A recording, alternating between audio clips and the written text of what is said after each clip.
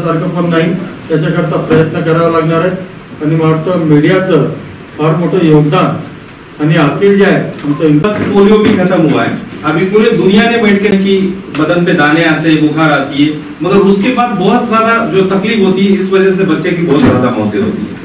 और मीसल्स के लिए जो वैक्सीनेशन ड्राइव पूरे देश भर में चलाई जा रही है, उसके ताल्लुक से बहुत सारी गलतफहमियां तैयार की गई थी। इसकी डिटेल जानकारी हमने हासिल की।